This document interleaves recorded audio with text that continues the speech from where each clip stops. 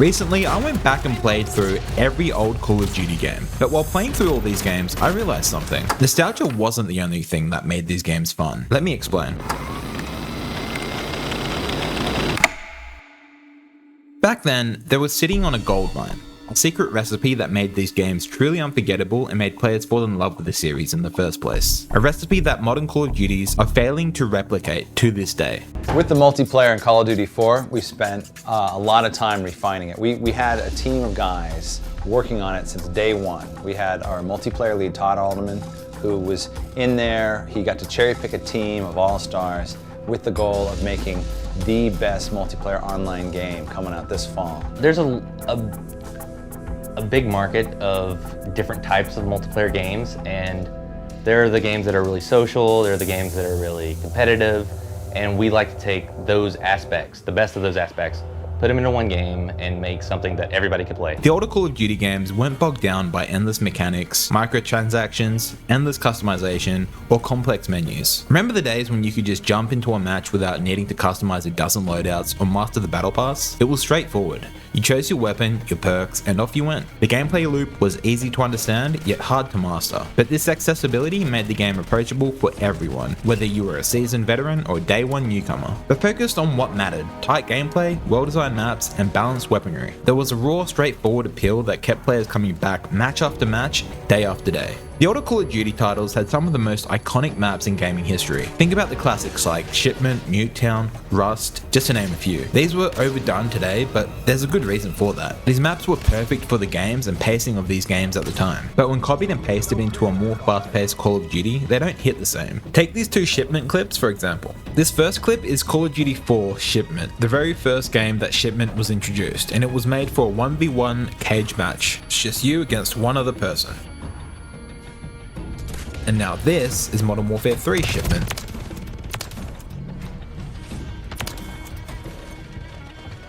Something that gets overlooked in the modern gaming world: the community. Back in the day, lobbies were full of life. Sure, there was plenty of trash talk, but there was also camaraderie. You'd recognize familiar voices, form rivalries, and sometimes even make friends. Party chats were full of laughter, strategy, and sometimes heated debates. Shut the fuck up. Shut the fuck up. You pussy. Right. Yum yum yum yum yum. I eat dick all day. Yum yum yum yum yum. You are proper cheating. Quick scoping is cheating to start with, but the way you are quick scoping, that is way too quick. Reported. 10 people it is to get you banned, and I've got 10 people, mate. Report. Now let's talk about progression for a second. The older Call of Duty games had a perfect balance between grind and reward. You started with the basics, earning experience points through gameplay, unlocking new weapons, perks, and attachments as you leveled up, but it wasn't just about grinding for the sake of it. Each unlock felt meaningful. Finally getting that golden camo or unlocking a powerful kill streak was a badge of honor. It was a tangible reward for the time and effort you put in. Compare that to today's games, where progression often feels tied to microtransactions, battle passes. The older system was pure. It rewarded skill, time, and dedication. You didn't have to pay extra to get the best gear, you just had to play the game and get better at it. Faceplate, this is Hammer 2-4. We have visual on the target. ETA 60 seconds. Copy. We can't talk about classic Call of Duties without mentioning the campaigns. These weren't just afterthoughts. They were blockbuster experiences that could stand on their own. Whether it was storming the beaches of Normandy,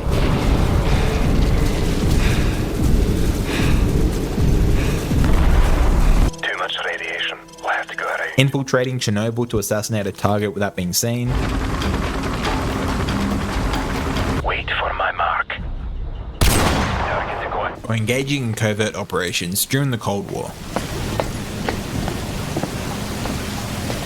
They know how to lock a place down, I'll give them that. Campaigns were packed with memorable moments, gripping narratives, and cinematic set pieces. Take out the landing gear! Get under the plane!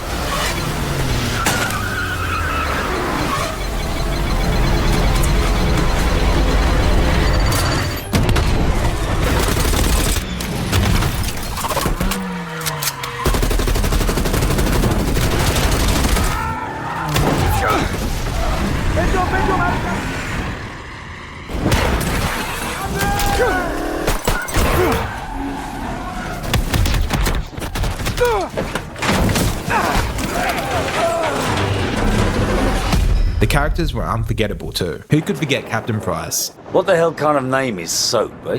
How'd a muppet like you pass selection? Reznov. Shh. Or Mason. Who are you people? What do you want from me? We want the numbers, Mason. That's all we've ever wanted. These characters weren't just skins. They were fully realized personalities that you grew attached to over the course of the game. The stories were intense, emotional, and often thought-provoking. I'm thinking. No talk! One chance, Mason. We'll take it. Okay. Bang! You can't kill me! You shoot, GI, you shoot! Fuck! Touching on themes of loyalty, sacrifice, and the horrors of war.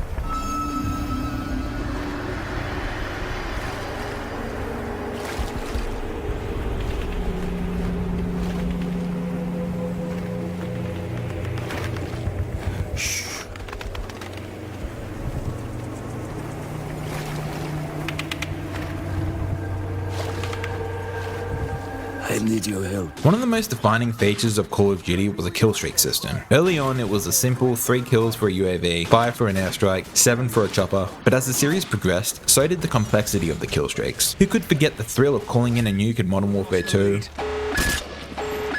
The enemy's jamming our radar.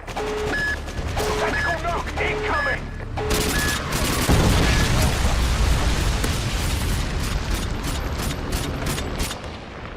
Or raining down destruction with an AC-130. Enemy AC-130 is in the air. These kill streaks added an extra layer of strategy to the gameplay. It wasn't just about getting kills, it was about staying alive long enough to unleash devastation on your enemies. This risk-reward mechanic kept the adrenaline pumping and added an extra layer of excitement to every match.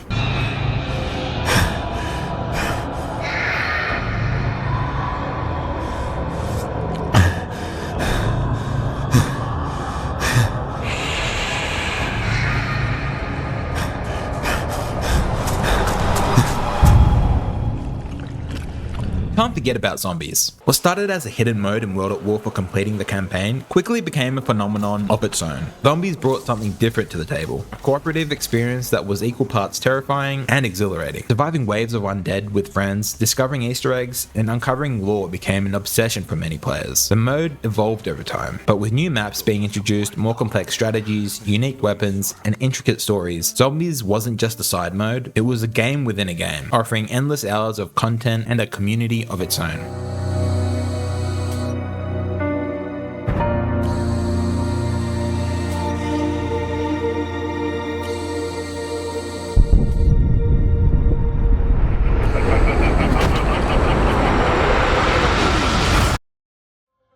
As much as we love to look back on these old games, we also have to ask, what happened and where did it go wrong? Why does it feel like the magic is gone? Is it just that we've grown up, or has something changed in the way these games are made? One of the biggest shifts has been the focus on monetization. Modern Call of Duties often feel like they're designed around microtransactions, with loot boxes, battle passes, and in-game stores taking center stage. This has led to a more fragmented experience where players are constantly being nudged to spend more money rather than just enjoying the game. Another issue is the complexity. While innovation is important, there's also something to be said for keeping things simple. The introduction of new mechanics, advanced movement systems, and overcomplicated customization can sometimes detract from the core experience. In trying to be everything to everyone, the series has lost a lot of its focus and identity and what made it great in the first place. And that's not to mention EOMM and SBMM. Let's start with EOMM, or Engagement Optimized Matchmaking. Activision released a white paper explaining how this all works, which you can look up in your own time, but it's basically a system designed to keep players engaged for as long as possible. enjoyable. On the surface, it sounds great. Who doesn't want a gaming experience that keeps you coming back? But here's the catch. EOMM is less about creating balanced matches and more about maximizing player retention. It's a system that analyzes your behavior, win-loss patterns, and even how likely you are to spend money on the game. The goal? To keep you playing, whether that means giving you an easy match after a frustrating one, or pairing you against tougher opponents to keep things interesting. Essentially, it's designed to manipulate your emotions and keep you hooked. Then there's SBMM, skill-based matchmaking. Unlike EOMM, SBMM focuses on your in-game performance, grouping you with players of similar skill level.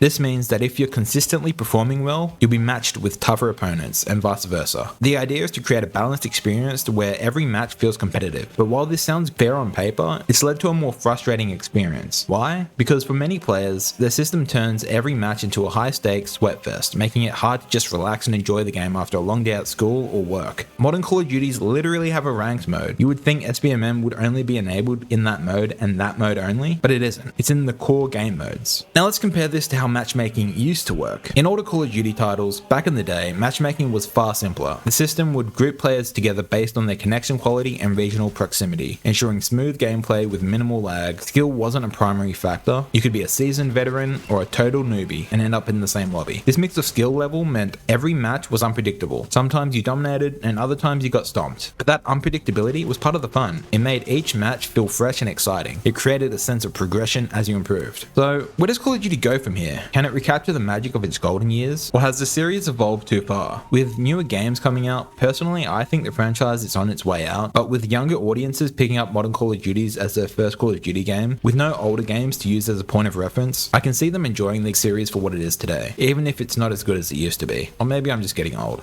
Whether you're an old school player who remembers the golden days, or a newcomer curious about why these games hold such a special place in gaming history, I hope this video has given you some insight into what made Call of Duty so much fun back in the day. And who knows, maybe we'll see a return to those days sooner than we think. Until then, let's keep the conversation going in the comments. What are your favourite memories from the classic Call of Duty games? What do you think the series needs to get back on track? Let me know below. Thanks for watching, and if you enjoyed the video, don't forget to like, subscribe, and hit that notification bell so you don't miss any future content. See you in the next one.